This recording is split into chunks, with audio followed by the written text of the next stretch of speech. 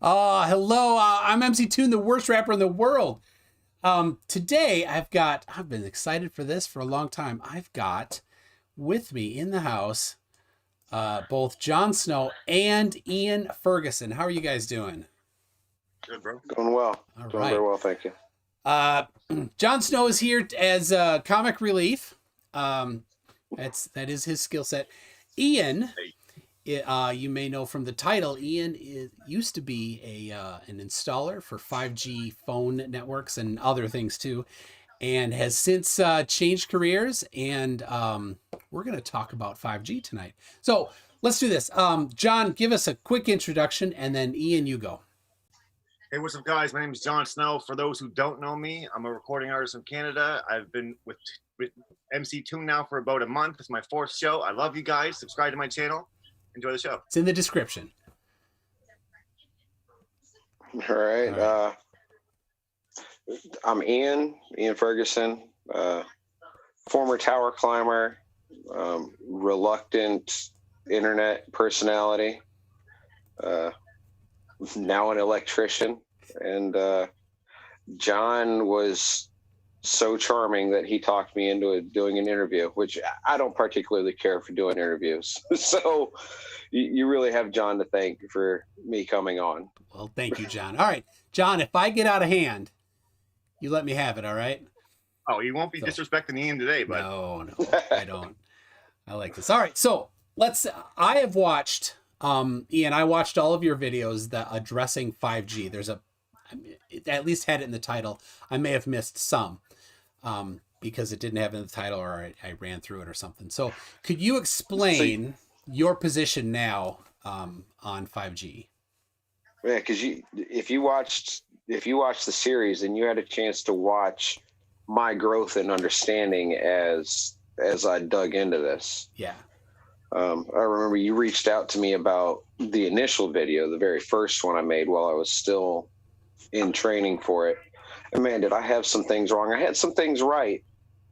And even some of the worst of it, I didn't even know yet. So if you watched all of those, you got a chance to see me grow in understanding for this. My position now is thankfully the Huawei technology has been pulled off of our towers. So the Chinese made threat has at least been alleviated. We have Trump to thank for that. But everything I've been able to dig up through PubMed and peer-reviewed research still shows that humans are not designed or capable of tolerating man-made radiation, even non-ionized. And especially once it's focused into a beam, into millimeter wave or centimeter wave, there are effects physiologically that is not being relayed to the public. And that I find it to be criminal. And I get it. Big tech is big business. They've got big money invested in putting out new technology. They're also the ones that are funding whatever safety research goes into it. And any results that come back that would cut the bottom line get squashed and discredited. So, if you want to find out what's really going on with this stuff, it takes months and tons of free time just digging and scratching at it to finally find some sort of results that haven't been buried, wiped, or discredited. It's unreal how much control and how much power they're able to exert over the public forum. So, okay. Any more? All right. I don't want to stop you if you got more. If you let me, I'll just ramble the entire time. Oh, all right. Well, then maybe I'll try to get some specifics. I know in some of your videos you had mentioned 60 gigahertz, which is a popular topic for the 5G people. What are your thoughts on 60 gigahertz as a frequency for 5G? Right. Okay, so radio frequency comes in varying frequencies, right? It's It's non-ionizing radiation. It's broadcast out, and it goes all the way from the hertz up to the gigahertz and beyond, terahertz. And at different frequencies, it interacts differently with different elements. Like your microwave broadcasts around 2.4 megahertz, same thing as Bluetooth gigahertz. Cordless phone. Microwave is 2.45 gigahertz. It might be 2.4 gigs. So I did a similar thing in that very first video, flip flopping back and forth between megs and gigs. That's okay. Yeah, 2.4 gigs. Might be, yeah. All right. Anyway, so at 2.4, radio frequency interacts really well with water molecules. Right. It's why the microwave works. It causes the electrons in it to excite and spin, and it causes the water to heat up. Somewhere around 6 gigahertz. I want to say benzene is interacted with similarly. It absorbs it. It would interfere with digestion. There's a couple other markers as you move up the spectrum, but at 60 gigahertz, radio frequency is absorbed by air. And just like with the water molecules at lower frequencies, and it would be 2.4 gigs. It causes the electrons inside the oxygen molecules to spin and excite, which prevents your body from breaking those down and bonding them to iron molecules. And there is the problem. Okay. Because it does absolutely interact with oxygen at 60 gigahertz. It's particularly it deals with the hyperfine structure of the oxygen molecule, right? It's two oxygens bound together, and they share electrons. Now, what it does is it changes the hyperfine structure. It changes.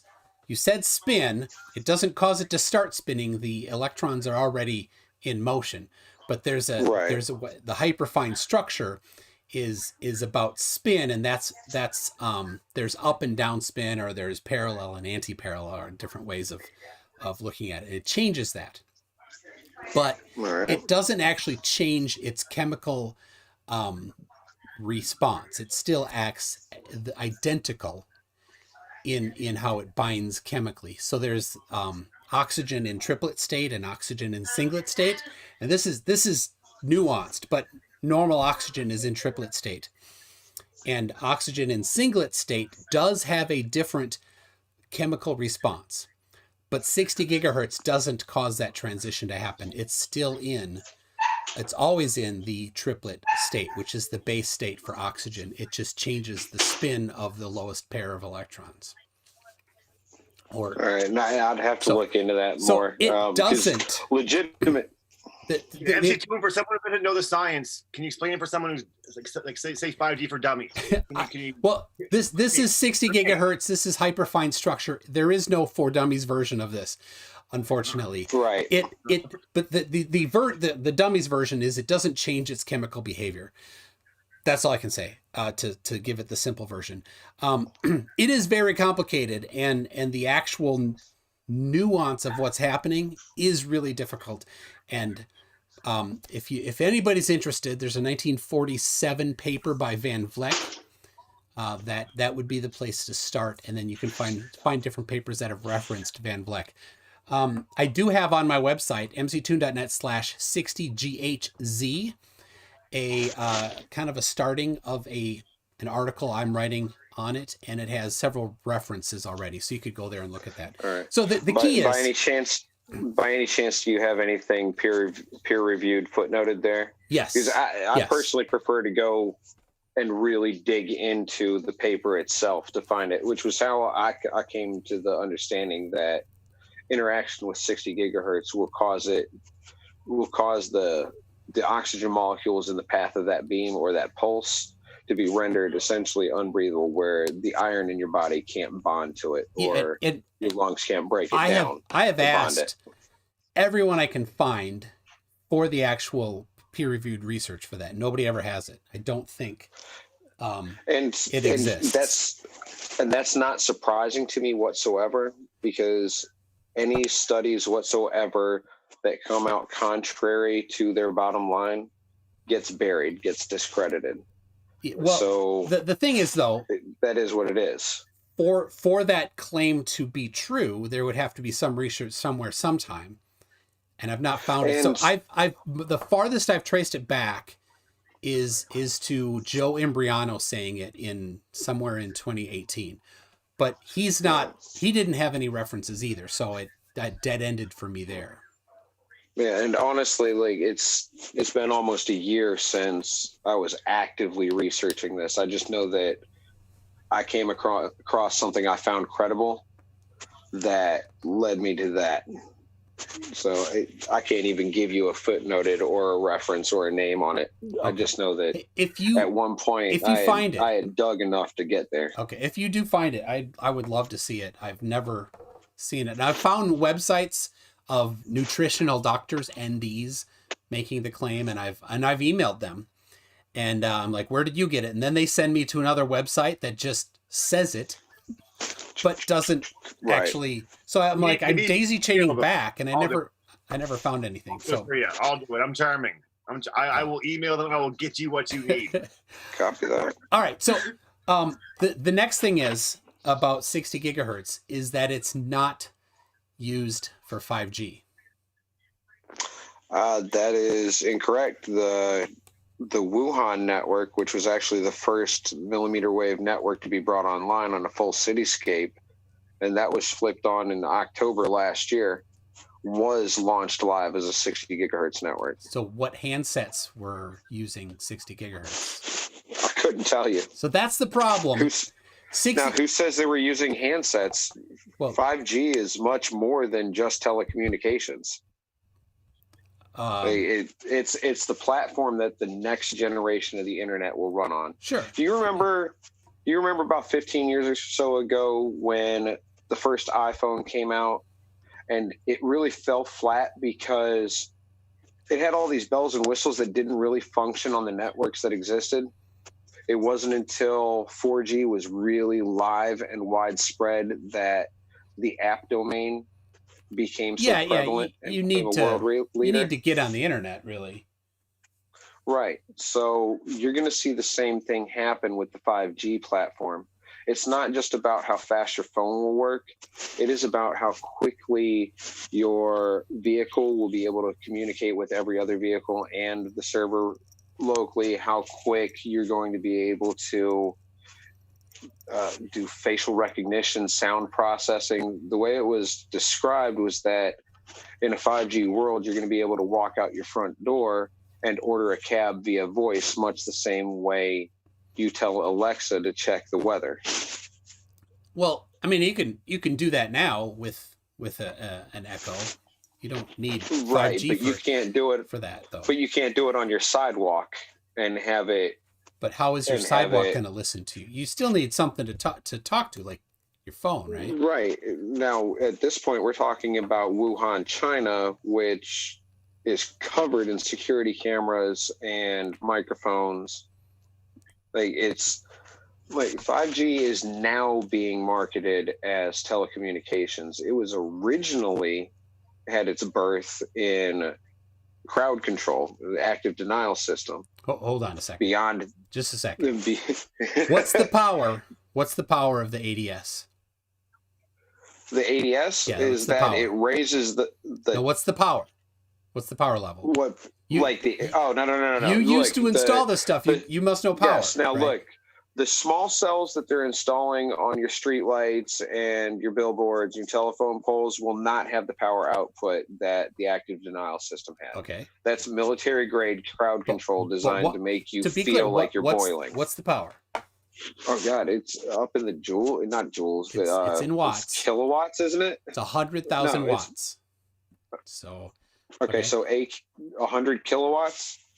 Yes, and what is? Yeah, and that's not what the millimeter. That's not what your small cell is going to be able to produce. Yeah. It's not military grade crowd control going up on the street corners. And that was one of the reasons why I agreed to come on. I listened to John's song and was like, okay, there's enough in here that I feel like I want to clear the air on some of it. Okay. And that's one of them. Then secondary, what frequency is the ADS running at?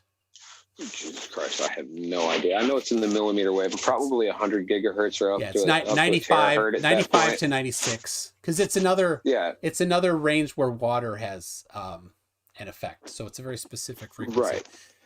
So it's designed to raise the temperature of your sweat glands until you feel like boiling and you run away. Yeah. And that was military grade, and that was where the millimeter wave testing had its birth. Now the next step hold on beyond that was millimeter waves have been used for decades, long before the ADS, for communication. The ADS has been out for about 50 years. So the first ADS I found is mid 2000s. Really? Yeah, no, they were testing that back in the 80s. Yeah. Maybe just went by a different name back then. Maybe it wasn't called ADS. Well, also, they don't tell you about what they've got until years after it's already been in usage. Look at what they did with the SR-17 and the Stealth. You know, they didn't tell you about the Stealth for another 20 years after they had already let you know that the Blackbird existed. So, and it's very much that way. But the real important thing is that it's the power level. And you cannot get anywhere near that power level with any of the 5G infrastructure. So, like, what was the most powerful cell you ever installed? Do you know? I don't know if you know this as an installer or not. Right? Yeah, I don't. I know we run neg 47 up the tower. It's enough to blow holes in your steel tools. So yeah, that's the voltage on the wire. But as that's far as not output that's from not the radio, antennas, I don't know. Okay, so so I've contacted several people that actually design cell networks and have talked with them. The highest radio output that is common on like the really tall towers that are on the freeways is about 500 watts. No, they don't have a really high output. Yeah. So and the danger with 5G was never in the towers themselves. That was another point, that it's not the cell towers that you need to be concerned with where 5G is concerned. Okay. It's the small cells that'll be installed on your street corners, street lights, stoplights, billboards, the ones that will be close enough. It's a proximity deal, right? With cell towers, they tell you that there's an exclusion zone, right? This far out, this far away, this far below, it is safe to be getting sprayed with radio frequency. It's dissipated enough that it's not directly. So there's an exclusion zone. Now, when you start talking about small cells, which are set up literally in front of people's houses at window level, there is no longer an exclusion zone. Specifically, when you focus radio frequency into a beam, there is no longer a range on it. It can travel forever. They have to install them every couple hundred feet. Hold on. Every quarter mile. You're getting a couple things here. So why is there no exclusion zone for a small cell? All right. There's no exclusion zone with a small cell. One, because of the proximity. It's at ground level or 20 feet above it. Cell towers are miles away, hundreds of feet up. Yeah, and they're the 500 watts and stuff versus like a 30 to 50 watt on a small cell. All right. Now, with the small cell antennas, which are even less wattage output, but they're at second story window level for one, directly in the community. All right. And once you focus radio frequency, once it's focused down into a beam. Okay, no, let's not get to that yet. I still want to know about that's part of the exclusion zone, because there's no longer a range on it. Once it's focused, that beam can travel ad nauseum. It goes forever. No, there's still an inverse square, and there's still an EIRP for it. It's just more narrow, and it's got a higher false gain. But that inverse square law comes into play with the data degradation, which is why they have to be installed in so many feet. It's like every football field or so worth, there has to be another small cell because the data degrades that rapidly. But as far as the focused non-ionizing radiation, that can travel, and it can travel until it's stopped. So there's no exclusion zone as you're walking down a street lined with small cells. You are essentially inside of a firing range. They use a term called beam sweeping. Yeah. Okay, so my initial take on it when I made the very first video was that when it focuses the beam, it's like a laser beam, and that was wrong. What it is pulsed radio frequency, which is actually more damaging to your Was cell it Verizon walls. that you were installing?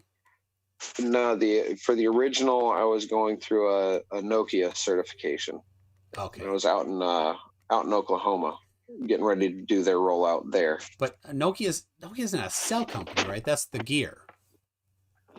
Well, yeah, no. There's only a couple major manufacturers for the tech that we install on the towers. There was Ericsson, Nokia, and then in some places there was Huawei, and there's a couple others. Yeah. Okay. But those are the big ones, and there's really only a couple of CEOs that have to make calls that change the way the public is affected by all of this. You understand what I'm saying there? Like, I do. It doesn't take. Okay. So pulsed is different. It's my understanding that Verizon is the only one doing pulsed in the US. The other high band 5G is T-Mobile / Sprint and AT&T, and they're not using pulse. They're still using frequency and amplitude modulation instead of pulse modulation. Right. And that's because, as far as I understand it right now, Verizon's the only one that is truly doing small cell work. T-Mobile, AT&T, what they ended up doing was like almost a 5G light. They marketed it as 5G, but what they really did was expanded their bandwidth lower into the sub-gigahertz frequencies and pushed a little bit higher. So what they did was they utilized the 600 megahertz band, which has a better ability to follow the ground and penetrate. Yeah. So it's got longer range. It's actually worse. It's actually worse if you're concerned about exposure. Yeah, because it'll it go can through get your to house grandma's basement. Yeah. Which millimeter wave will not. It will reflect off of wood or stone. It gets absorbed. Okay, so right, which is one of the reasons why the millimeter wave end of 5G, the small cell was falling. It was crumbling under its own weight. Yeah, it can't penetrate. Up. And 60 gigahertz is even worse because oxygen. Yeah. It degrades because of oxygen, and it also can't get through paper hardly. But nobody's in the U.S. Nobody's using 60 gigahertz. Correct. So though for 5G, they're using it. They use it for backhaul, but not. Okay. Not. And that's really a directed line of communication to send large amounts of data on the backhaul anyway. Yeah, absolutely. So I suppose you worked on backhaul too. Like installing? No. Okay. So I have a dish. Look, I did install some of the larger dishes to send stuff back to. So you get like for the most part line of sight to another tower somewhere. Right, and let me tell you what, pathing dishes was just not fun. Oh, that sucks. It's super. Well, they've got backpacks now with these paddles that make lining up really good. Your partner goes to the other tower, stands there with the same backpack and these paddles, and man, look, you can get on path in minutes. Where it used to take a whole day or sometimes 2 days. Okay, so calling in. Let's explain. It was a mess. Let's explain for people because John's got a confused look on his face, and I'm going to assume that a lot of other people don't know. Let me give my version, and you probably will have better, right? This is my fake dish. I have a 2.4 gigahertz dish somewhere in the garage, but I don't know where it is. So let's imagine this is a directional dish that people you've seen on towers, right? You got your one on your tower over here, and then over there is another tower. And you have to aim them at each other, and they need to see each other because they're super directional. So if you're a tiny bit off, then the other one can't get it. And if it's so far away you can barely see it, you're aiming and a half a degree, a quarter of a degree can make a big difference when you're 10, 20, 50 miles away. Yep.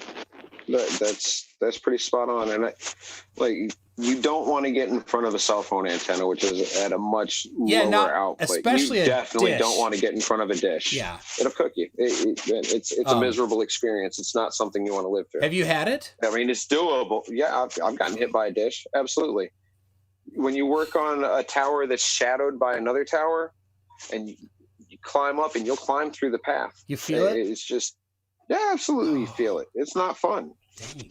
All right. Look, and working in the shadow of another tower is never pleasant because you're just getting bathed in RF all day. Like when you're at the top of the tower and you're inside of the mount, there's 3 mounts at the top of the tower. There's alpha, beta, gamma, and they point away. When you're inside of that, you're not getting blasted by RF. Okay. It's only when you get in front of one of those antennas that you feel it. Do they not But when you're in the shadow turn it off when you're up there?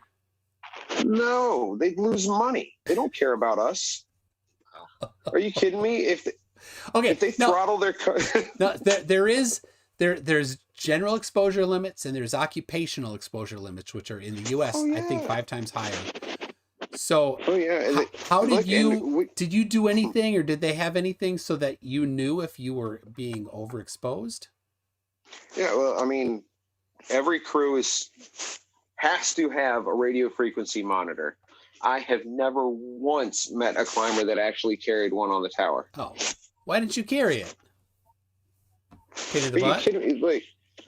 Well, I mean, when you're climbing 500 feet straight up, every ounce counts. Okay. And no, it's not like that. And look, we go through radio frequency awareness every year, every 2 years. And we get fed the same propaganda from the FCC that you can get fully exposed, blasted by radio frequency for 30 minutes at a time. And as long as you reduce your body's temperature, there's no adverse or long-term effects. And that just never sat well with me. Like, that doesn't sound right. Yeah, you certainly don't want to be exposing yourself to that. I can understand not wanting to carry it and stuff, but OSHA and whoever else has, we've got to have one on site, but does it really matter if the tower climber is getting blasted by RF? Well, all right. So right? if you were our bosses don't care. They need the job done. Oh yeah. It doesn't matter to us because we've got to get the job done or we don't get paid. And it doesn't matter to really anybody else if it's happening because tower climbers are expendable. OSHA says we have to have one on site, so we do, or the safety man will shut us down. But at the end of the day, it doesn't matter. Okay, we work in one of the most unsafe situations you could possibly think of. Getting blasted by radio frequency, which we get blasted all the time, doesn't really matter. Okay, so to be clear, the failing with protecting climbers from, or what do you call yourselves? Tower climbers. From exposure is it's breaking the rules about it, and it's about the companies and maybe you or maybe right, but it's not. Well, it's not breaking the rules. Okay. It's not breaking the rules. It is mandated that one of those radio frequency monitors be on site at all times. It is not mandated that it be on and up the tower. Okay. So maybe OSHA should change that. Well, I mean, what the safety man's not going to climb that tower and come check. Well, you could put it in. You could put your meter in record mode and go up and down. Yeah, there's ways. And look, I mean, yes, there are ways, but then at the same time, what hard data have you been able to run across easily that shows any adverse effects to radio frequency? I had to dig for months to get even bare bones. I have on my website the really? all 39 citations from the ICNIRP guidelines.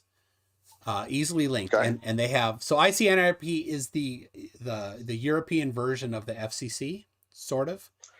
Ofcom is the British version. ICNIRP is the organization that produces a guideline, what they call a guideline for exposure.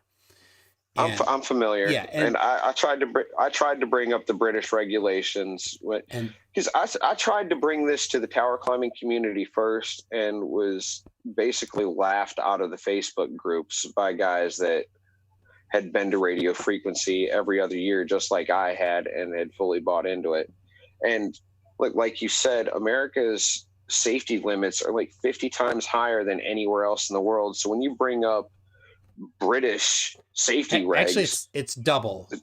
It's is it just double? Yeah. So the for the most of the radio frequency spectrum that cell phones cover is 1 milliwatt per square centimeter is the US, the FCC standard. In the Europe and the UK, it's 2 milliwatts per square centimeter. So that's right. So anyway, so there are adverse effects. But what the ICANRP did is they studied literally thousands of studies. There's 39 citations, but many of those citations are other studies that incorporate thousands of studies. Mm-hmm. So they rolled them all together, and they're not just industry studies. They're paid for by industry. They're from all over the place. You're not going to get anything out of industry studies that'll countermand their bottom line anyway. So you've got to go with independent studies. Yeah, so it's not from them. So they say, all right, well, we found an adverse effect that's cancer or that's biological in some way other than just heating at this power level, at this frequency.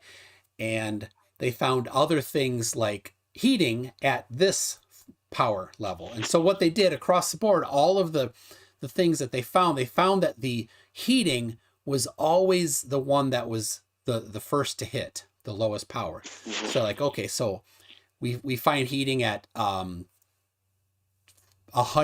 milliwatts per square centimeter, and we find cancer at 250 milliwatts per square centimeter. Well, we'll use the lowest one. And in every case, heating was the lowest one that they found confirmed effects. So, how low of a frequency did you find the degradation of the cell walls? Because that was the one that really raised my eyebrow. That when you're starting to damage the things that make each cell be an individual, you really start to run into problems. Yeah, I can't from the top of my head cite copy that particular one, but I mean, that one was a major red flag to me. If you have that particular study, like I know you've said it's been a while, I'd love to see it. And it may or may not have been included in any research. It may be too new. The ICNRP updated their guidelines in March of this year. So it's theirs is recent. The FCC has not changed theirs since 1996. Yep. But it's still more strict than the current March of this year ICNRP guidelines. So I'm all for having them updated. I'd love that. And that I think is a great thing. And I had no idea. It floored me to find out that they hadn't updated any type of radio frequency standards or safety standards since 96. We were going to RF awareness every year, every 2 years, and getting recertified as experts in radio frequency awareness on 20-year-old standards. I mean, they came up with these standards before 4G even birthed. Yeah. Well, the thing that gives me a little bit of, makes me a little happy is that the newest guidelines are still less strict than the FCC's guidelines. So if that does anything. Okay, let's talk about the beam forming or sweeping as you were talking about. Why don't you explain that? Explain it to John so he understands it. Okay, so all right. Let's start at the top of the cell tower itself with regular cell antennas. They broadcast out over the countryside. They're designed to get long distance and maximum coverage. It's generally a lower frequency. Well, it's going to be a lower frequency than you'll see on the small cells. The cell site, the cell tower, will broadcast down into the community and interact with the small cells. The small cells will use polyphase directional apertures to focus the radio frequency. The radio frequency is non-ionizing radiation. It'll focus the radiation into a very tight beam, like a laser beam, like a laser pointer. All right. You know how if you shine a flashlight at something, it just lights up, but when you use one of those cool laser pointers, you can burn a hole in it. Yeah. All right. So once you focus something, it becomes more powerful. It shortens the wavelength. So it's more doesn't rapid. shorten the wavelength. It tightens the focus. Tightens the focus. Yeah. Increases the that. copy that. I'm trying layman's. Yeah. Anyway, so you focus the thing down, it increases the intensity. We'll say it like that. All right. So by increasing the intensity, raising the frequency, it can transmit more data faster. All right. But that signal degrades over shorter distance. What they found was, and the goal with 5G is to be able to connect every connectable device. And the easiest way to do that was to shoot those beams in every direction. But that was inefficient for maintaining connection as things moved. So they use a thing called beam sweeping to essentially shoot out little radio frequency bullets like machine guns in all directions at all times to connect everything they possibly can as it's moving with instant connections. It's a little too layman. A little too layman. But that's how I picture it in my brain is those panels on the small cell firing little mini radiation bullets in all directions at the speed of just below light. Or yeah, light. All right. It is light. It is light. I believe it. Okay. Can I add? I have this is my old router, Wi-Fi router. It has 2 antennas on it. Some of these routers, it only uses one at a time, whichever one's getting a stronger signal. And some of them, especially if they have 3 or more, they do the same thing. It's called MIMO, or you call it beam forming. Multiple in, multiple out. Yeah. So imagine a signal coming from here. If the cell phone's over here, right? This antenna is going to get the signal before this antenna. And then there's 2 radios inside, and then those radios get it. And then the software inside says, oh, this one got it first, this one got it second. I merge those together and I get a stronger signal. But it also tells me when I want to send back to that device how to delay it. So I'll send here first, and then as the wavefront hits here, then we send here, and then it goes that way. And you get constructive interference here and destructive interference everywhere else. Right? So if you drop in a pond that's really smooth, you drop 2 rocks at the same time, you're going to get places where the waves interact and you get bigger waves, and places where they don't interact and you get smaller waves, and places where they anti-interact and you get no wave at that point. So when you have more than 2, maybe 6 or 10 or 8 or 100 or 500, then what you can do is you can focus it so that your beam is strongest at a cell phone or a device, and everywhere else it's weak. And I have an example. This is a 2.4 gigahertz Wi-Fi antenna. It's just a panel antenna, and patch antennas here are, if you trace the distance to, here's the connector. If you trace the distance, it's the same. So these 4 have the same distance to the connection. This is cool. It has this extra, I think you can see that, this extra little trace on there. So it takes longer for the electricity to get to this patch. It has the same delay for this patch, same delay for this. So these outer patches all have the same extra delay added. So this is a directional phased array, but it's passive. So it focuses in a beam ahead. It doesn't change where it can focus. It's not steerable. Now, if each of these separate patches had their own radio, and rather than being driven by the one radio, it was driven by 10 different radios, then each of them introduce their own custom delay. Then you could say, all right, well, these pair are going to send first, then this, then this, then this, and it's going to steer that beam over this way, right? It doesn't, the important thing is it doesn't increase or decrease necessarily the amount of power received at any one place, especially at the target. It sends just enough, because part of the cell phone communication protocol is so that the cell phone knows how powerful the tower's receiving it, and the tower knows how powerful the cell phone's receiving it. So it's constantly metering how much it's sending out. So it doesn't bullet, like you said, to anybody. It's like having one of these that you could actually be on a motorized gimbal moving around incredibly fast. But of course you can't physically move a dish that quickly. So they use the phased array to do that. But now the bullet I'm talking about is that it pulses the radio frequency out. Well, pulse is different from MIMO. They're separate things. Pulse Right. So modulation. now we're talking about the difference between small cell and what T-Mobile's got.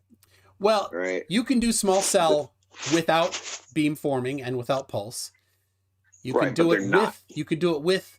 You could You could do it any number of combinations. So you could. Yeah, but they're not.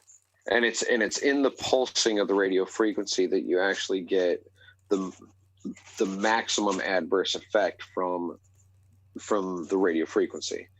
And I thought that the laser beam effect, like the directional, a steady stream of data, would be worse. And it turns out that actually by the rapid pulsing of it, you catch the full brunt of. So there is definitely a void in the research on pulse modulation versus amplitude and phase modulation, amplitude and frequency modulation. That definitely should be looked into more. And so what they do is they do time-based averaging.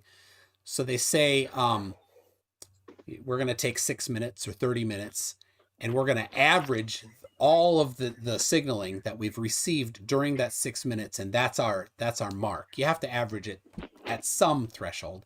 The FCC uses, I believe, 6 minutes. ICNRP uses 6, sometimes 30, sometimes depending on the exposure that they're talking about.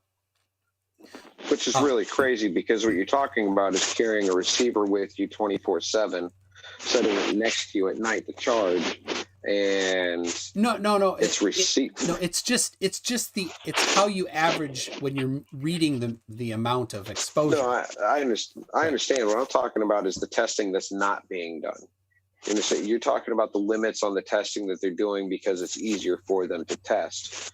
What they're not doing is long-term exposure at 24 hours a day. Does that make sense the way I'm saying that? Well, the exposure levels have to be metered at some time-based averaging. There's no way to not do that. And I get that. And the smaller that number, the more stringent it is, because if you say, well, 30 minutes is our thing, but our time-based wait, and you have 5 minutes of spike, right? And then 20 minutes of not much. Well, that gets averaged into the 30, and you can have your really high 5 minutes be washed away by a really low 25 minutes. Where if you have 6 minute time-based averaging, and if you have a 5 minute exposure time, and 1 minute only of low, well, then you're over. So that narrower number is actually more stringent. That's just, right? So for any 6 minute period, it's not allowed to be over the threshold. So that's pretty good. All right, and yeah, never mind. I'll end up down a rabbit hole of things that I can't prove, though others have, just having used their own RF meters to show spikes outside of legally permissible limits. Well, and that you will see that, absolutely. And so the meters typically have an averaging. You can turn on time-based weighted averaging and put it at 6 minutes and see if that's if it's within that. But you're right, with pulse modulation, the spikes tend to. Oh, John's dying here. He's coughing along. The pulses tend to be much, much higher and then have a longer gap of nothing, right? And that's how that pulse modulation is happening. So you are getting these much bigger things. And so I think the research into pulse modulation definitely needs to be done more aggressively. And maybe pulse should be at a lower threshold than just everything else. I'm with you there. You brought up something a little while ago that is very rarely discussed, which is the antenna's ability to locate and know where you are so that it can get you a better signal. Yes. All right. Now, most people don't think about how their text messages get to them. Does that make sense the way I'm saying that to you? That's a different network. Yeah, but everybody's phone receives it. And even when you can't get cell service, you can generally get a text message. This is the sub-gigahertz frequencies. They have great penetration, great ground following ability, and they're able to get you your data packets by literally mapping its environment, its radar. All right. So the tower and the cell provider are able to literally bounce your packet of information off of other buildings to get them to you. If you're 40 stories up in a corner office, it can find you and get you your data packet. All right. So, and that's been around since what, 90s? Certainly the late 90s. That was when you heard stories of some girl discovering texting and then her parents got a $700 phone bill. So since then, at the very least, the cell towers that have been up have been broadcasting in sub-gigahertz frequencies, and your cellular provider has been able to locate you to within 10 feet. That's been for that long. You know, we were talking about how Wuhan had launched its premier 5G network, and you asked what handheld device was being used. It wasn't. It was designed to be a surveillance and monitoring tool. Once you're broadcasting in the much higher. Do you have anything to back the surveillance and monitoring stuff? Yeah, I could find it easily. Okay. Absolutely. I'm sure you could as well. Certainly there's questions about the security of Chinese tech in the U.S. Absolutely. Okay, well, and now it goes beyond just the Chinese tech. We're talking about the American companies pushing into the 600 megahertz band. That's the lower. So everybody knows that's the lower. That's the low end of the bands. Yeah. Right. That's once again in the sub gigahertz. It's very great at penetrating, very great at mapping its environment. All right. So they have an even better ability to know where everything and everyone is, especially someone carrying a cellular device. How does this, because most of those antennas are just sector antennas. They're not doing phased arrays or anything like that because it doesn't work at those frequencies well. So how does it know when it's in a 120 degree antenna like this one? So this is a different antenna. This is a 5.5 gigahertz patch antenna. It's not even like this other one in an array. It's just a patch antenna array. All right. So how does the tower know that you're inside of that? Yeah, your location. 120 degree arc. All right. Well, it knows that you're within the arc, but how does it know within 10 feet, as you said? Oh, triangulation. Okay, so multiple towers. Yeah, right. Yeah. Okay. Yeah. So through triangulation, the telecom providers can locate users to within 10 feet, and that's been all the way back to the 90s. Now, and that got even closer to pinpointing as we got into 4G, but with 5G, with your small cells being on every street corner, or with the reduction into the 600 megahertz and the phased arrays being up there, the pinpointing is even more finite, down to within just a couple feet. Yeah. It is an all-in-one, all packaged in this great thing. It's a surveillance and monitoring tool now marketed as excellent telecommunications and the wave of the future. You understand, military application comes first. Of course, the really important thing is that all cell phones have GPS, and you're carrying it, and that's even already there. So, but you can shut your GPS off. You can't stop that tower from knowing where your phone is. That's true.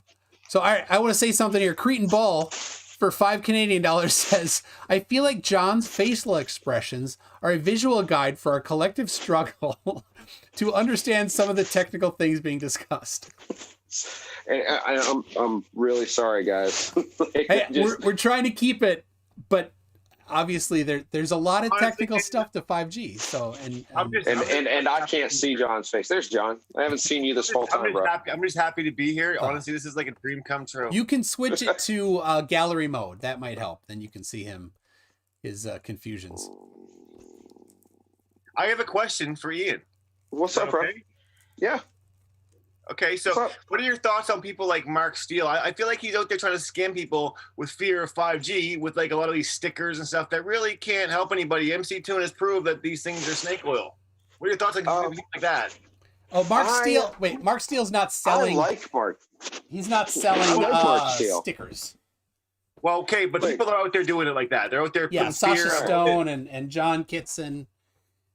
Yeah. Well, okay, so Anthony was one of the first people out here. Mark was one of the first people that I went to. When I started digging into it, his name popped up.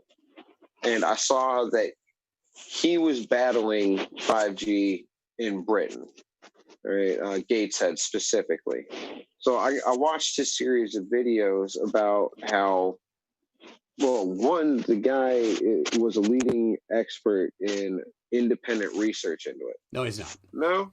No. How do you figure? He was building battlefield helmets using millimeter wave. He's lying about that is what he is. When you ask him for credentials, he never produces anything. And every electrical engineer and electronic engineer that listens to him says that guy's an absolute idiot, myself included. He doesn't know what he's talking about. So this thing here, this is the antenna that is on top of the light poles in Gateshead. It is, to anybody that knows antennas, well, I don't know how well you know antennas. It's just one trace of copper going up there and nothing on the back. Does that tell you anything? It would be unidirectional. It's not going to broadcast and receive. It's broadcast and receive, yep.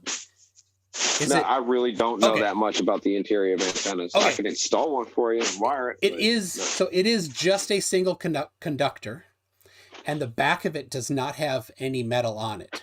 So there's no backplane. So when I show you this guy here, this has metal on the backplane. Metal acts as a reflector, especially if it's grounded, right? So if this wasn't here, this would be an antenna that sends forward and backward. But because this metal is here, it bounces and it's directional. Okay? Gotcha. So if he's out there saying these things are harmful and I'm believing them, other people are believing it as well. Bad news. So here's the deal. And he says it himself, there's nothing on the back. He doesn't even understand that when he said there's nothing on the back, he contradicted himself because he doesn't know enough about antennas to understand that. This is just an omnidirectional monopole antenna. He doesn't even know what a monopole is. He calls this a dipole, which it's not. A dipole has two poles. This has one. Okay. So he doesn't know what he's talking about at all.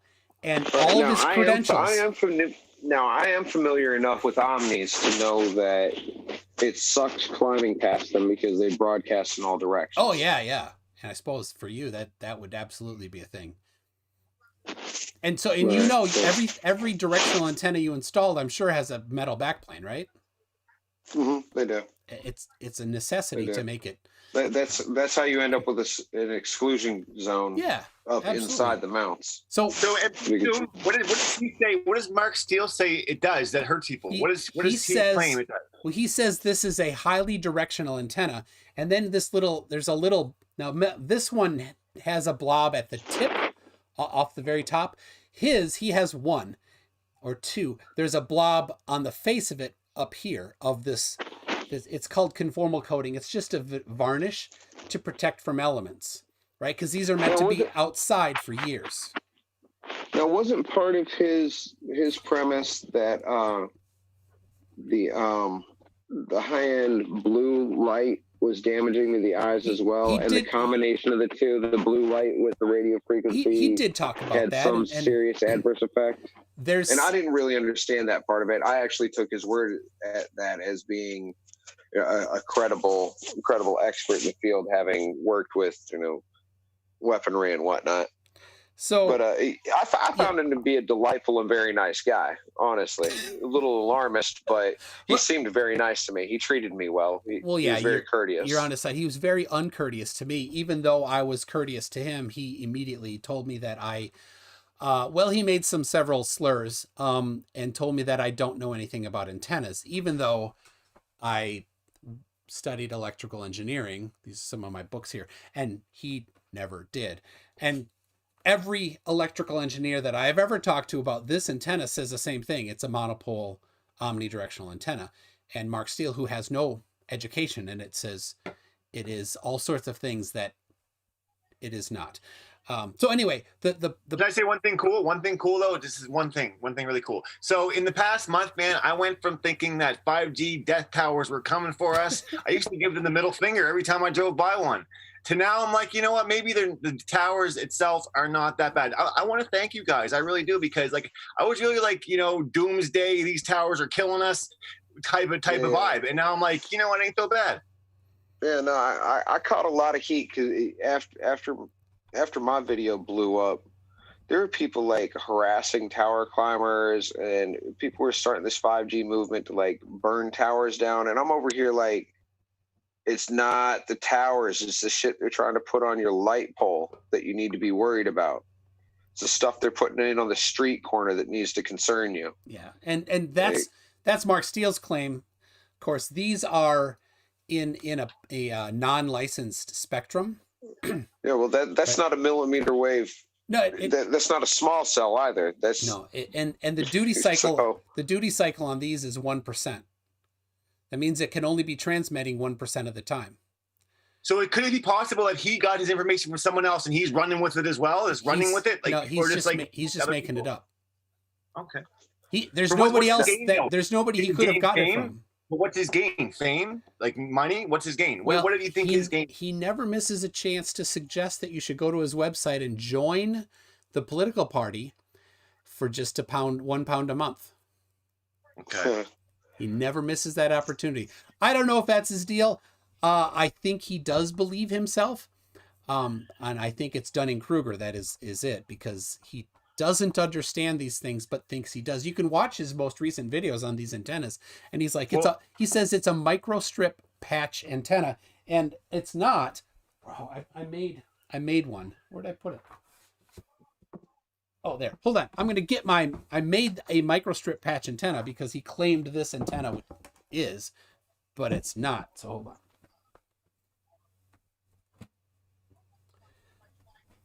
So you don't. Oh, hey, word. If I swipe left, I can see everybody. What's up, John? I can actually see you now. Buddy. Here he is. So he says. All right, copy that. So Mark is saying this is a microstrip patch antenna. And then he brings up an article on microstrip patch antennas. I found that same article on it. And first it says you have to have a ground plane behind it, which it doesn't. And then it has to be a patch. It has to be rectangular. So I used the article that he found to make my own microstrip patch antenna. And the dimensions of it are very specific. So this is an 869 megahertz microstrip patch antenna mounted on 3/4 inch thick wood. And it's got a backplane on the back. This is how big a microstrip patch antenna for this frequency needs to be. But he doesn't understand it. He could have just read the article that he tried to use to support his point, but he didn't, because he doesn't understand it. So, and then maybe it's the accent. He seems very credible with that British accent. Then he goes and he's accusing me of all sorts of things just because I disagree with him. But he never actually brings up the supporting evidence for his claims. He just says, I'm an expert, therefore I'm right. But how did you get to be an expert in this thing? And nothing that you say matches what any actual experts say. Tell him about the story about the fake decoded thing you planted on him, and then you went with it. Tell him that story. Tell him. All right. So so a friend of mine and somebody else got a 10-year-old Huawei operator's manual that had been 10 years ago. In 2010, somebody had posted it on a forum. It wasn't meant to be public, but it was public. It was just a bunch of CHM files, which is Microsoft documentation files. They're just basically HTML files in one archive. He took that, and there's a bunch of things in there that are to deal with hackers on the network, so that you can find them, you can track them, you can take countermeasures against them to like block their IP on the network and stuff like that. Well, that section of the manual these two people modified and put in some things that just completely fed him what he wanted to hear. But in there embedded a bunch of base64 encoded text. So base64 is a way to send, to encode text data into something that's printable. And it was things like Mark Steele's an absolute idiot, things like that, littered everywhere. He bought it. He completely bought it. So we're like, that's great. And a group of us are like, let's do it again. So we manufactured an even more farcical one. Claimed, used an actual, like the proper IEEE format for publishing articles. Labeled it several years ago and made up words. So in the title was the word meta bistrubal, which was from a TV show in the 90s. On BBC. I've never seen it, called The Brass Eye. I think it's in the 90s. I could be wrong on that. It's a completely invented word, but it's in the title. So if there's a word in the title of a paper and you don't know that word and it's like the main noun in that title, what would you do? You'd be like, I got to look it up. He didn't look it up. He wouldn't have found anything.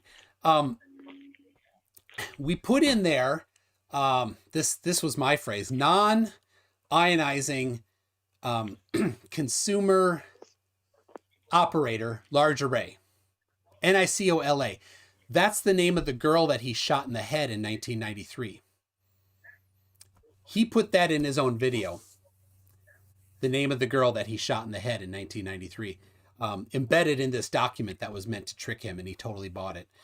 The authors of the paper were three doctors that were from video games, including Dr. Oak from Pokemon Go.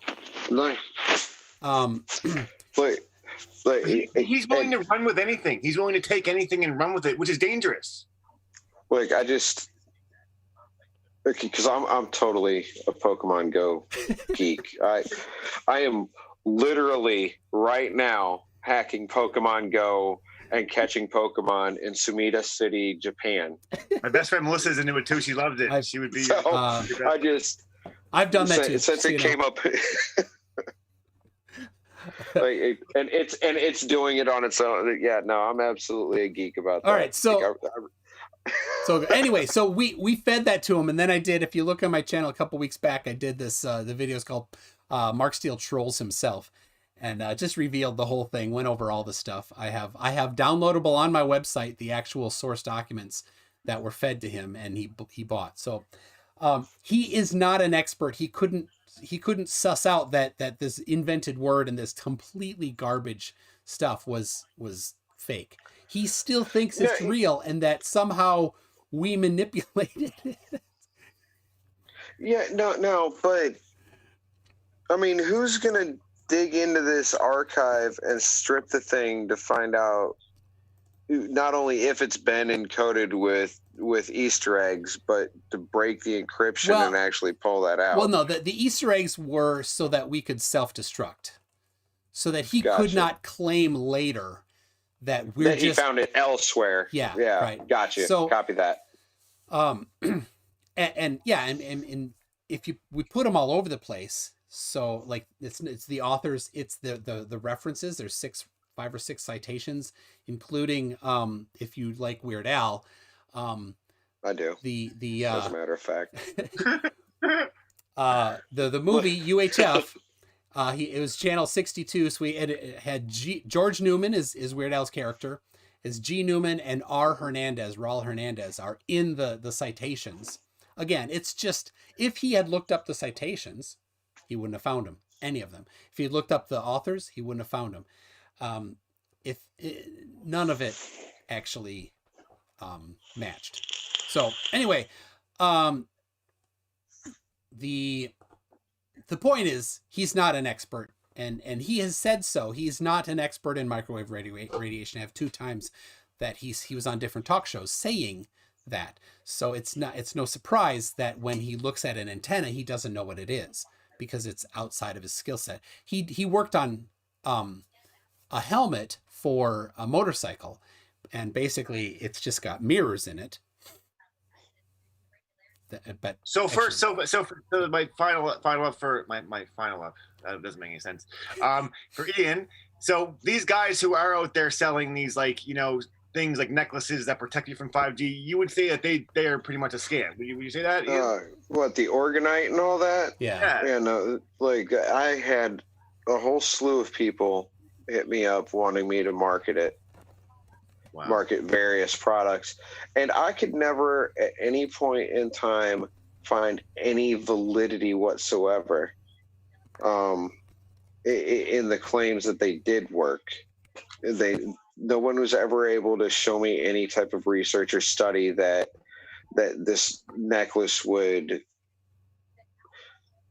Hey, maybe it's going to protect that area from radio frequency, but what's it going to do against millimeter wave? The best I could think of to protect yourself from millimeter wave radio frequency is encase yourself in stone or wood. Tinfoil. You know, the funny thing is, bro, you know, I really respect that. A lot of people, they don't even make tinfoil anymore, though. It's aluminum. And tinfoil was a better conductor and receiver than it would have been. But you know what, brother? For those of you at home watching, I know you like to call people like tinfoil hat wearing conspiracy theorists. The thing about tinfoil hats is they make you a better antenna. They don't block anything out. So, dude, thank you for that. Heads up. Just a heads up. He did that for this. I had on in, I don't know, April or May, I had on a guy that actually does wear tinfoil like stuff and has things that he wears. He still does. Keith, a nice guy, Keith Karicki. And I still talk to him, but he really does still wear it. He has his kids wear it and his wife wear it whenever they go out. That's awful. He's serious about it. I mean, look, humans are amazing antennas as we are. Yeah. I mean, as we are, like that 90s episode, late 80s episode of Saved by the Bell where Screech gets hit by lightning and now his braces can pick up radio signals. That wasn't really that far off. You understand? Like, we are amazing antennas alone. You go ahead and tip your head with, they don't make tinfoil anymore, but you go ahead and put metal on top of your head and you're even that much better. All right, let me. Yeah, it's aluminum now. I got 2 things or if they're in England, it's aluminium, but. Aluminium. Yeah, the Queen can't make me say that. All right, Stringer News 1, who knows a lot about it, this particular topic, says nearly an hour about 5G and not one word about anything salient like Open RAN. You know anything about Open RAN? No. I don't know anything. I don't either. Sorry, Stringer. And then we got Halsoy for 100 Nokia dollars. Ooh. Is that real dollars? Is that real money? No, it's Norwegian kroners, but you know. I thought, because I really thought you just hit a lick there. And I was like, yo, he just scored. No, it's 100 Nokia dollars. He says, How much honestly. is that equivalent to? All right. Sorry. You can't. It's one of us. We got to take turns. All right. He says, honestly, it would make more sense to be conspiratorially concerned about whether or not the phone companies actually shuts off stuff like GPS to track you, other than saying it's off, promise, than 5G. And well, I'm going to back up Ian on this one. Your phone is made by, Apple, or the OS is made by Google. And the cell companies are Verizon, AT&T, T-Mobile, Sprint. T-Mobile, right? C-Spire. Yeah, Sprint. There's so they're separate entities. So I wouldn't. So if T-Mobile wants to track where you are, they'd have to be in cahoots with Apple to fake turning off the GPS, and there's not a big reason for them to do that. Plus, you can tell because GPS does drain the battery quite a bit more. Anyway, so that's from Halsoy, and we got Dark Steve 84 as a new member. Thank you very much, Dark Steve 84. So, all right. Dog Walker says, well, Apple phones are made in China. Surprise. Anything made in China, obviously, the OS is written here. So my main job, I write software, so that's what I do. Yeah. What were the reports that everything made in China electronically had been outfitted by the CCP with backdoors? Wasn't that? Well, I think there are claims about that. There certainly are things that have been compromised. There are certain different routers that people have found had things installed in them. Enough things that the rest of it's suspect too. There's something to be said about that. Hey, MC Tune, can I bring up something cool that the fans should know about? Yes. The followers should know? So if we have a minute, can we tell them the backstory of how hard it was to get Ian on this show and what we had to go through? Ian, can we discuss it, bro? Yeah, do that. Can you tell us what you like from your perspective, how it went, Ian? Mine? Yeah, from some. Okay, you agreed to it and you backed out. So this guy I didn't know hit me up on YouTube and wasn't really pleasant in the way he discredited a video that You're right. I had personally already discredited. And had he read the video description, he would have seen that I had already raised all those issues and explained them previously. But he didn't read the description. And he was pretty critical, and then asked me to come on this show. And I thought about it. I was like, man, I don't even like doing interviews. So I kind of blew it off. And then he got back with me again, and I was like, okay, fine, I'll do it. Because he sent me your video and said, you got to check this guy out. And I watched your video, and at some point you said something about, the cell towers controlling our minds. And I was like, okay, I've got to get on this show and at least clear up, because the towers aren't broadcasting between like 40 and 80 hertz. And that was only emotional manipulation, not actual mind control. So on his show, I mentioned your video and he brought it up. So that's how then he wanted to bring you on. And I think it was your first video, which, as you said, is the problem is it's still up and people are still watching it. And there's just like with that vape shop video, which I deleted that 3 days in. It was up for 3 days, hit 50 something million views. I deleted it and it stopped nothing. Copies were made, shared, posted elsewhere. And to this day, I think it was less than a month ago, I was trending in Turkey again for the vape shop video from 3-4 years ago. You understand? Once it's on the internet, it's out there for forever. Listen to that, kids. So listen up. Hold on, John. This is for the kids. Once you do something on the internet, it's there forever. So what you're doing on Snapchat, don't do that on Snapchat. Just saying. Especially Snapchat Premium. Just stay off of it. So Ian, you agreed to come on, and we were excited. I was really excited. I was like, yo, Ian's coming on. And then, so what happened then?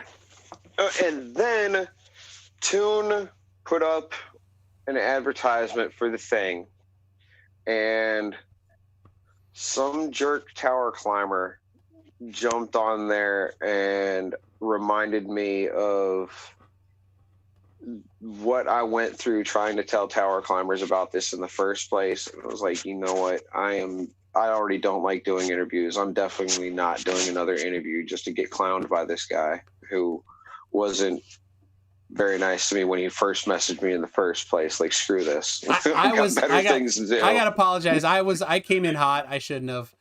That was a bit aggressive. And then Toon messaged me again and said, like, John really wants to talk to you. Is there someplace he can email you?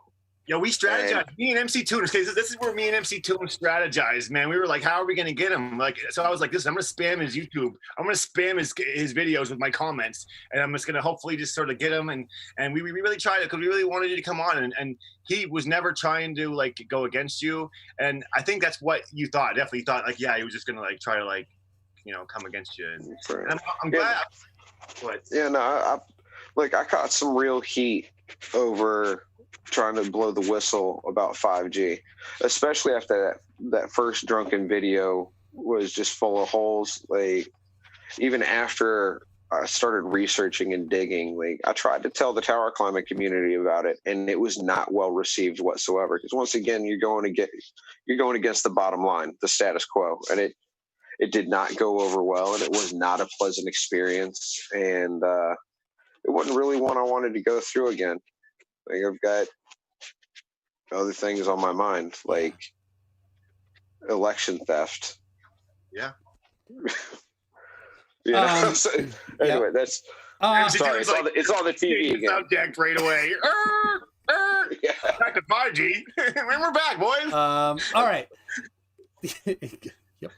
So let's see. We got Hal Soy says, to be clear, I meant the phone manufacturer, not cell providers, about the turning off the GPS. So talking about more Apple and like Google, because Google doesn't, they manufacture their own, but also the ones that aren't manufactured by Google are still their software.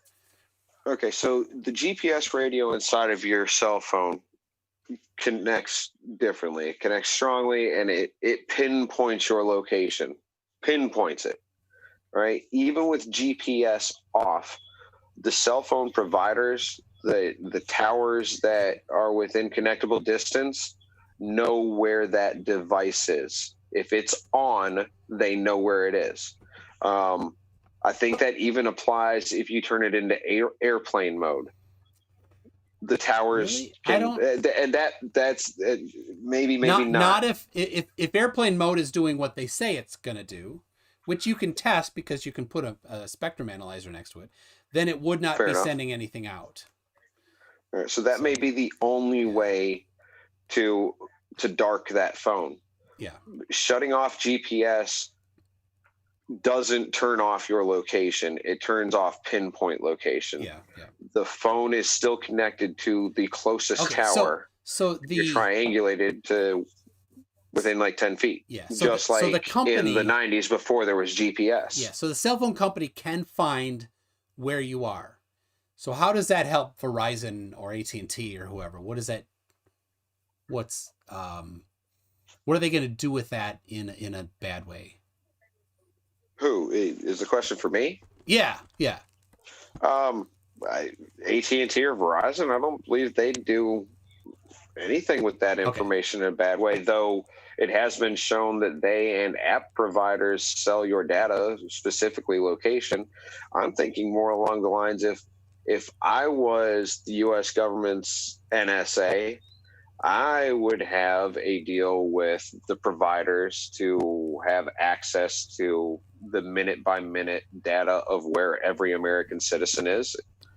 So that would make sense to me, and why wouldn't they do that? And it would be classified heavily, and they wouldn't have to tell us. Yeah. Well, they would not, because it violates the Constitution to do it without a warrant. So let's talk about the FISA court. Yeah. Well, So I mean, we can really go down that rabbit hole with the CIA and the NSA and what they are doing. NSA has potentially, and people have come forward thinking that saying that at different ISPs they've installed boxes that track things. So yeah, but I mean, but yeah, who's like certainly I'll just go ahead and certainly with a warrant, they could find out anybody's location if they needed. Absolutely, with a warrant. Yeah, and without a warrant, well, I mean, if you look at what Snowden released way back when, was that the NSA had the PRISM program that gave them complete access to your social media accounts, text messages, phone logs, your camera on your phone and laptop immediately without any need for a search warrant whatsoever. They didn't even have to get FISA for that. The NSA had clearance to have the PRISM program, which gave them all of that. And that was what, 15 years ago? So it's not a far leap of logic then to say that, okay, the NSA was smart enough to get everybody's location at all times, because what's more secure than knowing where everybody is? Yeah. All right. So it just makes sense. Let's say they did that. They had that back in the 2G, 3G days. 5G doesn't introduce anything new to that. Maybe more accurate positioning, but 10 feet's already great. Like if you're trying to track somebody, trying to find where they are, 10 feet's fine. Well, but now you're talking about the ability to do facial recognition, sound recognition, but you don't need that need type of pinpointing as well. You don't need 5G. Yeah, the 5G for that, and the 5G tower doesn't give you that either. No, it doesn't. But it would provide access to all CCTV cameras and whatnot that are around. And that was one of the things that we saw being installed in China, especially during the lockdowns. They increased the number of surveillance cameras on their own city streets in the hundreds of thousands. You understand? So they've already got a police state, a surveillance state, and they upped the ante and then made it ultra high speed broadband.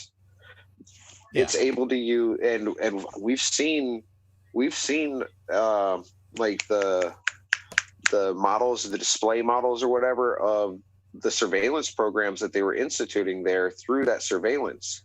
And it all piggybacks off of a faster network. And that's what we're installing here. We don't have the surveillance cameras and the microphones in as abundance as, say, China does. Or the UK. We're installing, or the UK, which also has it, but we are now installing the platform necessary to make that operational. That makes sense the way I'm saying that? It does. So you got to separate the ability to do something with actually doing something, of course.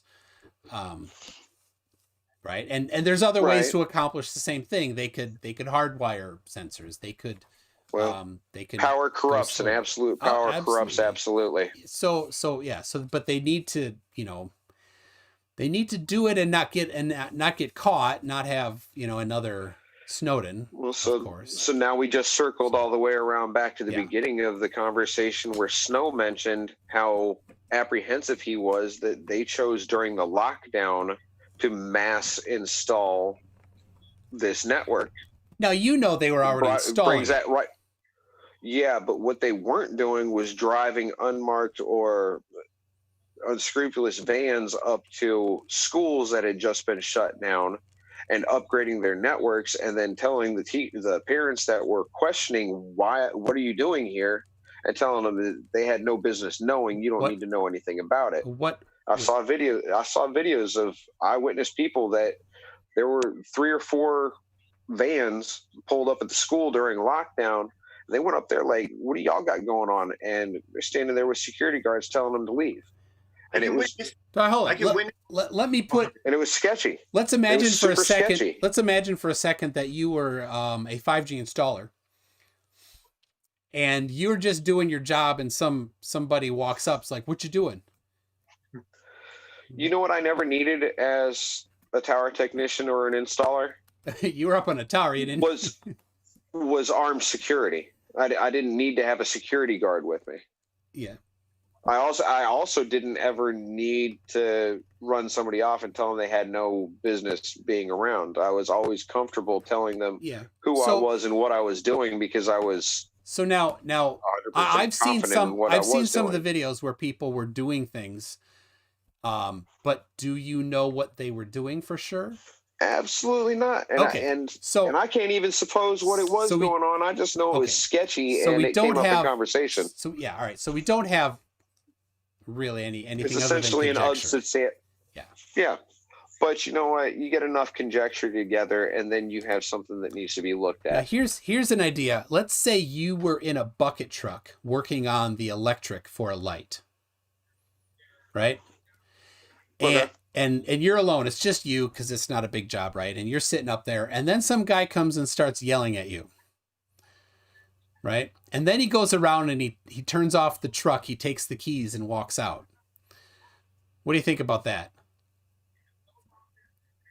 I'd probably whoop his ass, honestly. Would he have left the keys in the truck, though? That's the question. Because I know a guy that did that.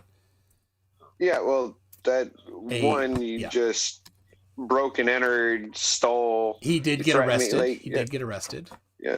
Yeah. That's and not only that, but you trapped me up at the top of this bucket and shut off my machine. I probably would have slid down that arm and gone and whooped him. He goes by Earth is Seriously Flat. His actual name is Renee. I'm not doxing him. Everybody knows his name is Renee. He did that. I did a video on it. He doesn't like me anymore. Yeah, you know what? And I imagine flat earthers all around the globe were horrified that he got arrested. I love it. What I thought was weird, though, man, is that I went from not ever seeing any 5G towers to seeing everywhere, never once seeing anyone ever install them ever. That's what I thought was weird. I'd never once seen anyone putting them up, but they just Ian was installing them when you weren't looking. Well, now here. Okay, so people say 5G towers. They're just cell towers. All right. The 5G you need to worry about is on street lights and telephone poles. Okay, so let's get more. And the thing about towers, I had never noticed a cell phone tower in my life until I went to go climb one, and now I can't not see them wherever they are. It's just one of those things that they were always there, or they're there and they're everywhere, but until you're looking for them, they don't pop out like that. It's crazy. I tell you, I experienced that too. Since I started this topic, I can't not see them either. They're everywhere. I'm like, oh, there's a nice one. Yeah. Oh yeah. And nowadays, I just look at them and I miss climbing. Would you ever go back to the job? Would you ever go back to that job? I'd love to. Would they take you? Is that the question?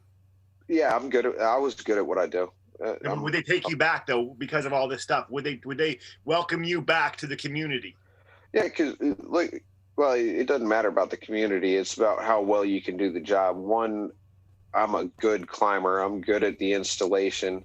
I take green hands, unexperienced climbers, and I turn them into tower techs. I'll produce sites that are punch free.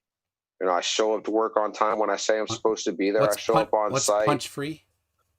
When you build a site, it's got to be to spec. And at the end of building it, you'll do a video quality audit where you literally go by every nut and bolt and connection with a live video feed and show it to an auditor. And I'll build you a site where we don't have to fix anything at the end of the audit. There's going to be no delay in getting us back off the site. I was good at my chosen field, and the people that know me knew that. And if I wanted to go back on the road, I'd be back on the road climbing towers. I'm tired of living in hotels 20 hours away from my kids, watching them grow up 6 weeks at a time. It gets real old. Yeah. Okay, so let's do. So you said the small towers are the ones that are that you don't like, and it's because of the phased arrays is the main thing, or is it the pulse that is the main thing? It's the proximity more than anything. It's not about the pulse or the phase. It is the complete lack of exclusion zone. If it's on your telephone pole in front of your house, and you walk by it, that 30-foot exclusion zone they talk about in the literature is gone. So what defines the area of the exclusion zone? The power output? The power exposure at different levels, right? I believe so. And okay. The thing that comes to mind when I think of exclusion zones is like beyond 300 feet, something like that. I want to say it was 300 feet. I could be wrong. Okay, I could be wrong on that. Don't quote me on it. So but if I know that. If I can explain just how it would affect, and there may be other things that I don't know about, but how it would affect the power exposure safety levels, right? A 300 watt radio is going to be a certain power at 30 feet, right? And that may be where it gets to within the safety standards. But a 50 watt transmitter is going to be at a much shorter range, is going to be where you hit that safety level. So there still is, at least in that range, in that sense, an exclusion zone. Like I said, there may be other things going on, but well, see, even then, that doesn't make me less apprehensive of them installing these inside the community in front of people's homes with no way for the person whose home that is to say, no, I don't want to take that risk. There is no way for somebody that is going to travel down that street to say, no, I don't want to take that risk. And in many cases, the communities that did stand up and say, no, we don't want this, they were gotten by with bureaucracy and payouts, and it went up anyway. And that is one of my biggest issues, that so here's any effort to stop it was curtailed. So let me ask then, what gives you a higher exposure, your phone or the tower outside your window? Oh, the phone, absolutely. That's why it says in the phone's literature not to keep it on your skin and to hold it away from your skin 6 inches at all times. It doesn't say that. It says if you want to reduce your exposure, here's what you can do. But they say they've been tested according to the guidelines in up against your ear, because the antenna's in the mouthpiece area, right? So this is your earpiece. The antenna's down here where it's away from your face. So they don't say you cannot have it near there. It says if you want to reduce exposure. Yeah, it doesn't say don't have it there. It was recommended not to. Do you remember when LeBron got that thyroid tumor? Yeah, most people don't, because he was immediately signed to a multi-million-dollar contract with, I want to say it was Sony right after that. Okay. And it just got like constant exposure to radio frequency is cancerous. It's carcinogenic. You understand what I'm saying? I understand what you just claimed, but the research I've seen does not support that. That's the thing. Ain't that something? You got to love that industry-funded research. Oh, that's not industry-funded. But the thing is, if it is, then, and you think it is, then how do you know that it is, other than just hearing what somebody else said, but not actually having seen the evidence for it? Right? Oh, well, that's simple. Radio frequency damages cellular walls, the things that make cells themselves. Each cell has a wall around it. And contact with radio frequency damages that. As you damage those cell walls and they stop being individuals, the possibility for mutation raises.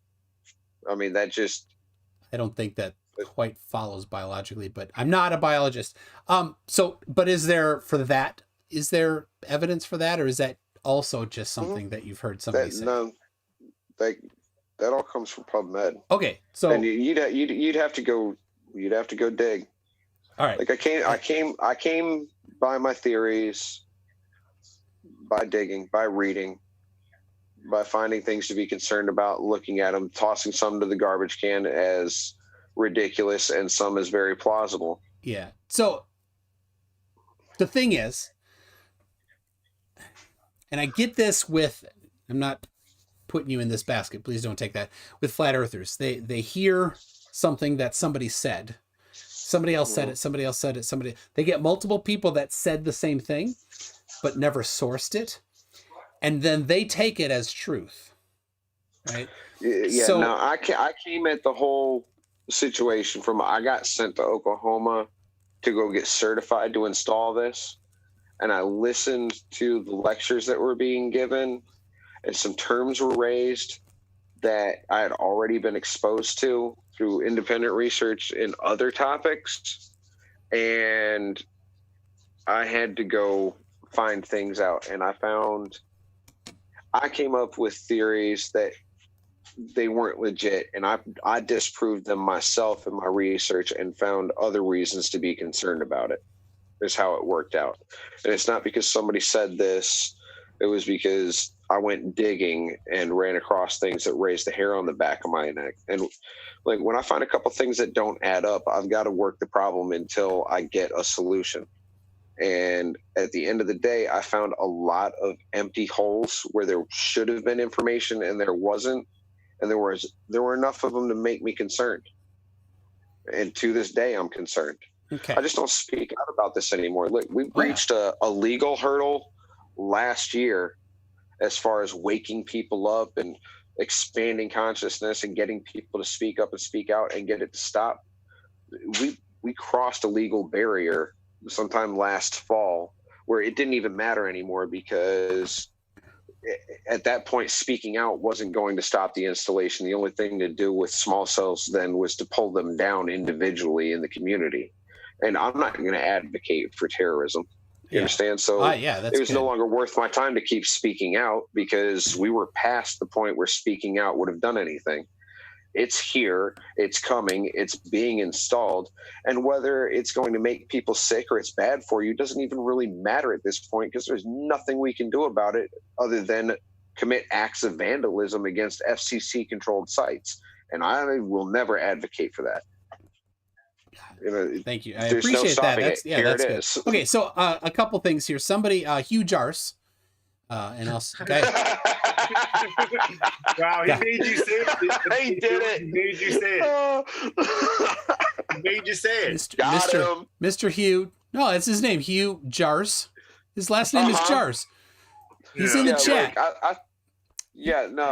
Bart called Homer's bar one time and asked for Hugh Jars. I know, but if you look back in August, Hugh Jars had a video on my channel here. Anyways, he's from Australia. He says LeBron did not have cancer, then gave a link to it. He had a biopsy. It was benign and it was removed. So copy that. So cool. There's the confirmation. You got to be careful of the confirmation. Hold on. It was benign and removed. Yes. So he did have a tumor. So he did have cancer. It just wasn't malignant. There you go. Could he have lied and said it wasn't, and then just covered it up? Could it have been a cover up?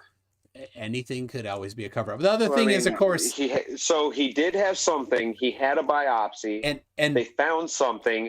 They removed it. So yeah, but hold on. This is the key. This is the key. What part of what I said was wrong? That you were hinting, you didn't say it, but you were hinting at the cause of the cancer. But that obviously, when it was found to be benign, they didn't even identify the cause. So anyway, that's all on that. Holy Smalls for $5 says 911 requires to know where the phone is for safety in case of kidnapping and such. It's a good thing if you think it all the way through. And that's true. I couple years ago was on a run and I passed out. I got hives really bad and I passed out. We were on a path in the woods. I was with my wife, and I got on a bench at least, and the ambulance knew right where to come. Yeah, you know what? I'm going to argue that point. Yeah. The government demanding to know where I am at all times just in case I get into an accident so they can send somebody to save me isn't a good enough excuse. It's actually part of the 911 phone call. It's not all the time. It's only when you make that call. There's a protocol. Yeah, I was going to say, the phone has to send it. So the mandatory ability for somebody to be able to track me is counter to my constitutional rights, and I don't agree with that whatsoever. It's not mandatory to call 911. I get that. But, yeah, I get that. So okay, I know that you work early, so I want to respect your time. Do you mind sticking around a little longer and see if there's any questions from people in the audience We here? might as well, man. I'm like an hour and 40 minutes past when I usually go to bed anyway. Dude, I appreciate it. So anybody has anything specific for Ian? Otherwise, we can just look at John make faces for a while.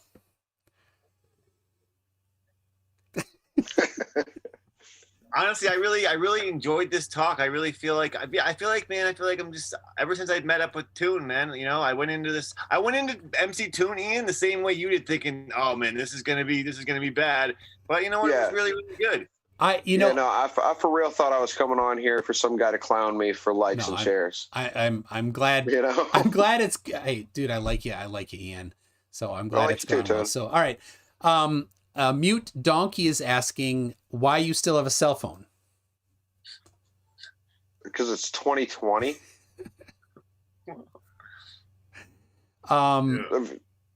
Let's see. Let's see. Skydiver Tanner. He says, "How is his Bluetooth safe to be right next to his brain like that?" Are you? It's not. It's not at all. Okay. And the only time are you on Bluetooth? Mine is. Yeah, I literally bought this Bose Bluetooth specifically for those times that I absolutely had to do an interview. This is like the third time I've used it. All right. Like I very rarely put a Bluetooth in my ear because it's not just like your home Wi-Fi router or your wireless phones. They all transmit on the same stuff, and if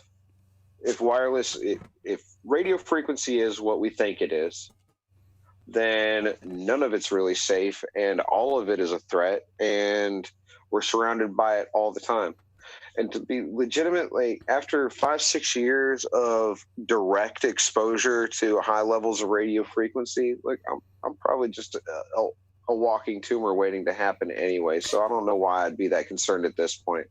Like, why would I throw away my phone? I already got more exposed than the phone's going to do. Okay, so Robert Caslow, I'm going to rephrase this question. Can you point to the part of the transmitter that hurt you? That's not what he said. That's my paraphrase. Hold on. I keep that one. Oh, this is a family show. Let me. Thank you for that. He actually said, "Yeah, you're welcome, Toon. What part of the transmitter causes harm?" He said. So, I think maybe on the it's the sharp, dry part that hurts the worst. All right, Dark Steve 84 wants me to freestyle with Snow. Oh no, that's not gonna happen. You do not want that. Dark Steve, if you give up $100 in euro cranium money, what everybody had, then yeah. What was the money called again? I can't remember the name, and I feel bad not saying it right. Dark Steve did not that $100. The 100 Nokia dollars. We want Nokia dollars, Dark Steve. If you give us 100 Nokia dollars, we'll do it. Norwegian kroners. It's even better if you get a Swedish kroners, because then we have to do a dance. That's what we want. We want Swedish kroners. All right. We want them now. Okay, now we got a question from Hugh Jars.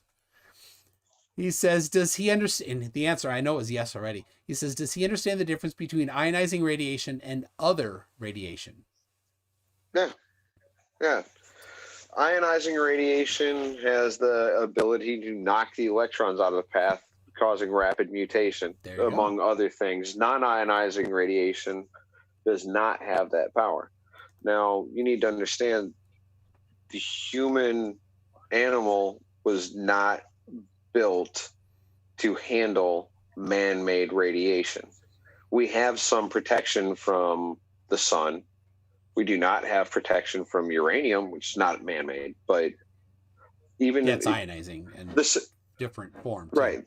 The sun is non-ionizing radiation. Sunlight is non-ionizing radiation, and we can handle a good bit of it.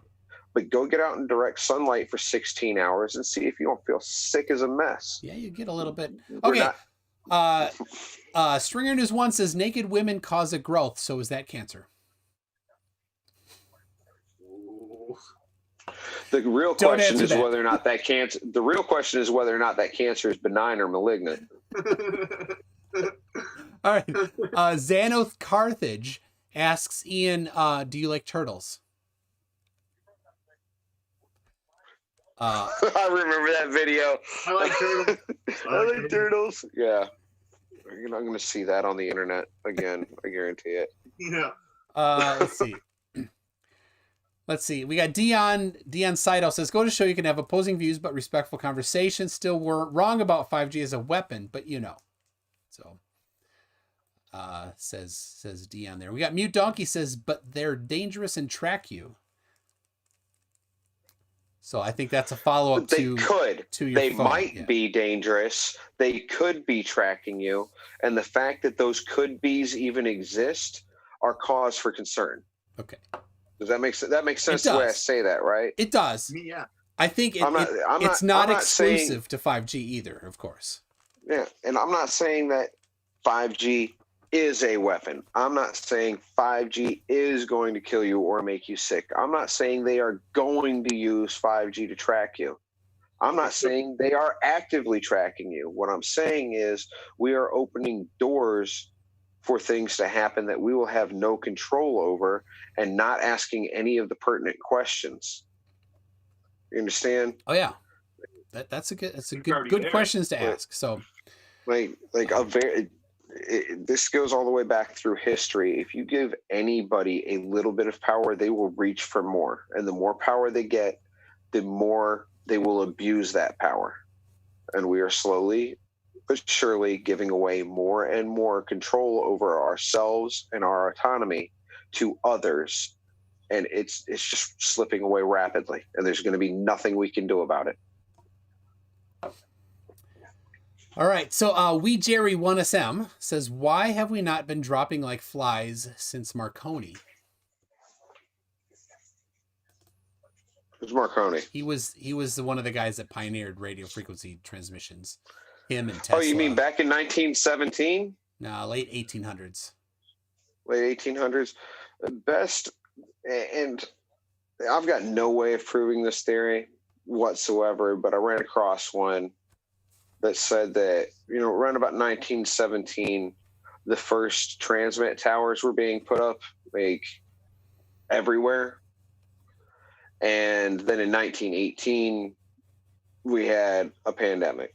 And then we had another wave. We had another wave of radio frequency blanket happen, in the 50s? And then almost immediately we had another pandemic. And then I think a lot of people have seen that, and there's several problems with that. One is things like the swine flu in the late 1910s, like 1818, 1919, were everywhere, not just where radio transmission was at. And radio transmission didn't stop, but that virus did stop.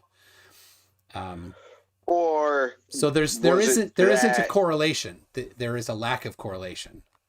And I always thought that maybe it was the portion of the population that was most susceptible, that didn't have any internal way of dealing with that new layer of radiation, were the ones that fell during that. And slowly but surely we have weeded that out of society. Yeah, but then they got better. And I can't. I mean, some people died, but a lot of people got sick and didn't die, but didn't continue to get that sickness. And right. you're like, so I don't know. Problem. Yeah, I honestly a lot of people have not said. Not only am I not a historian, but yeah. So just to be clear, and I don't want to miss an opportunity to say this because it's important. 5G does not cause COVID. There is no correlation. COVID is in Argentina. 5G is not. So stuff like 5G does not cause COVID. Thank you. I will, however, say that radio frequency exposure delivers flu-like symptoms. All right. Now, in places where active 5G networks were online when this happened, you saw a major spike in COVID cases. I think a lot of that had to do with people feeling sick, running in to get tested, and then false positives coming from the test results. Did you see a couple weeks ago where Elon Musk tweeted out that he got tested 4 times in the same day by the same nurse on the same machine, and 2 results came back positive, 2 came back negative. I just found that very interesting, I wonder how much of that has been worldwide. It's not a good thing. Not so, but is that fake news or is that real news? I don't know, but certainly that type of if that's true, that is not Who knows optimistic for the Nobody accuracy of knows the what's testing. And I know personally that radio frequency exposure, especially radio frequency overexposure, delivers flu-like symptoms. I watched a lecture on it talking about the release of exosomes being the issue. No. I'm not a biologist whatsoever. I'm not a doctor. Yeah, that is pure garbage. Those are the people that say that germ theory is wrong with no Wait, are no you a backing biologist evidence. or a doctor? No, I thought you were an electric engineer. But I do know that there is not a scientific basis for those claims. Settle down, MC Tune. There you Settle go. down. Yeah. Look, you're at a 7. I like you better at a 4. Yeah, Tune. Just settle down, Tune. All right. You better chill out, Big Tune. I'll start calling you Nick Tune, like 33. All right, Nick let me Tune, see. I miss those. Rugrats, Doug. Good What? times. Nicktoons. Do you not remember the Nicktoons? Nicktoons, yes. I thought you said Nicktoons. And I'm like, what? I called you Nick Tune. I was Nicktoons. making fun of you because 33 because you were getting hard with Ian. I do. Yeah, some people think I'm Scottish. They call me Micktoon. I'm Scottish. I'm with that. All right. Let's see. Well, let's see if there's any other measure once, cut twice. I love that. Here's a question. Yes. Mention dinosaurs and see if he agrees with John. Mention dinosaurs, MC Tune, and see if he agrees with me. Ian, what do you think about dinosaurs? I don't believe they exist. I don't believe they ever existed. I believe they're fake. I believe that they're a big hoax, bro. A big hoax.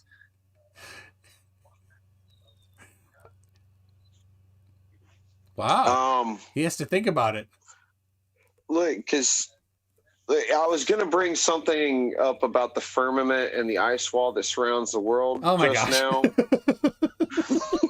Oh no, I'm gonna have to get out my flat earther bingo sheet here. But then I remembered the joy I had watching Jurassic Park when it first came out. I just don't want that to be a reality, John. Like, I want dinosaurs to have existed. So did I. So you know what? If you've got information that would lead me to believe credibly that they didn't, just keep it to yourself. I don't want to live in that world. There you go. I don't want to live in a world without dinosaurs. I respect that, bro. Okay, thank you. All right. Let's wrap it up here. Let you get your beauty sleep because John needs it. Shout out to my buddy Brandon Cormier. He just got married. He's in the comments. Brandon Cormier just got married. Shout out him, man. Love you, buddy. He got married. Congratulations, Brandon. Anything you want to say, Ian, before we head out? Look, God bless America. All right. Bless America. Can't argue that. John? I just want to say, Ian, man, it's been really awesome, bro. I'm glad that it's been a roller coaster of a ride getting you here, but I think it really was a success, bro. And I'm really happy with the turnout, how it went. I'm glad I came. And look, John, don't be a stranger. Seriously, like. I wish you had more social media because, like, I wish there was more ways we could, like, a messenger or something, or maybe I could text you after this, like, your number or something, or figure something out. I'm on Parler at Vape Shop Patriot. I've got a backup account on Twitter. Twitter just slashed my account, so I'm down to, like, I don't know, a couple hundred followers now. Well, after this, we'll come off here and then we'll be in, like, our own chat and we can exchange information then. If you want to. Yeah, that's what's up. I'm with that. All right, cool. Everybody, tell me what you think in the comments. If you have any anything specifically for Ian, maybe you could drop it in the comments and he might drop by and have things. But he's been please mirror his attitude. He's been very nice, and it's been a great conversation. So let's keep it that way. Thanks everybody. Thanks John. Thanks Ian. And Thanks, Town. Gonna be back in about 5 minutes, and we're gonna do a little stump tune. So if anybody's interested, ask me a question about flat Earth or Earth whatever or 5G, and I'll see if I can answer it. So there's that. All right, we'll see everybody. Catch you later. Peace.